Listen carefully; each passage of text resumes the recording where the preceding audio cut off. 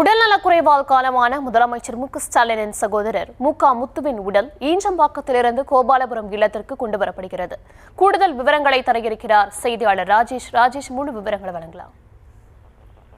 தர்ஷினி, வணக்கம். தமிழகத்தின் மறைந்த முன்னாள் முதலமைச்சர் கலைஞர் கருணாநிதி அவர்களுடைய மகன் மு.க.முத்து உயிரிழந்தார். அவரது உடலுக்கு தமிழக முதலமைச்சர் மு.க.ஸ்டாலின் அவர்கள் நேரில் சென்று அஞ்சலி செலுத்தியிருக்கின்றார்.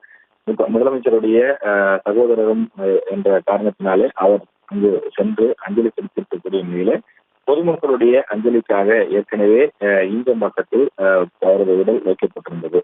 அவரது நெருங்கிய உறவினர்கள் மற்றும் குடும்ப நண்பர்கள், பொதுமக்கள், கட்சியை சார்ந்தவர்கள் என பலரும் சென்று அஞ்சலி செலுத்தியிருந்தார்கள். இந்த நிலையிலே தற்போது கோபாலபுரம் இல்லத்திற்கு அவரது உடல் வாகனத்தில் ஏற்றி கொண்டு செல்லப்பட்டு வருகின்றது.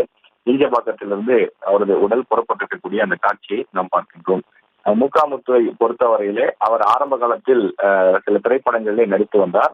பிறகு ஒரு சில பாடல்களும் பாடியிருக்கின்றார். அதன் பிறகு அவர் மற்ற பிள்ளைகள் கூட அவர் அரசியலில் ஈடுபடவில்லை. அவருக்கு அரசியலில் ஆர்வம் இல்லாத காரணத்தால் அவர் ஒதுங்கியிருந்தார்.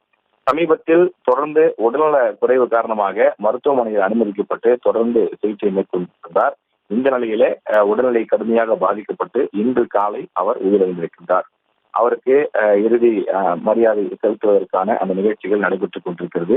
தமிழகம் முழுவதும் இருந்து கட்சியை சார்ந்தவர்கள், அதாவது திமுகவை சார்ந்தவர்கள் ஏராளமானோர் தொடர்ந்து சென்னை புறப்பட்டு வந்து கொண்டிருக்கிறார்கள்.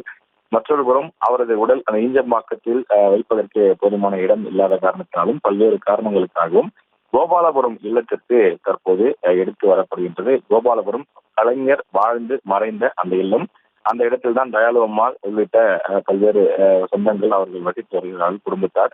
எனவே அந்த இடத்திற்கு தற்போது மு.க.முத்து அவர்களுடைய அந்த உடலானது தன்னுடைய சொந்த இல்லத்திற்கு கோபாலபுரத்திற்கு எடுத்து வரப்படுகின்றது. அங்கு வைத்து கட்சியினர், பொதுமக்கள், குடும்ப நண்பர்கள், உறவினர்கள் என பலரும் அஞ்சலி செலுத்த இருக்கின்றார்கள்.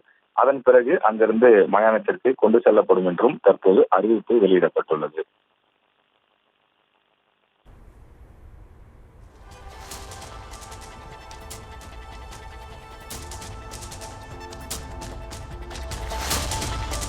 விவரங்களுக்கு நன்றி.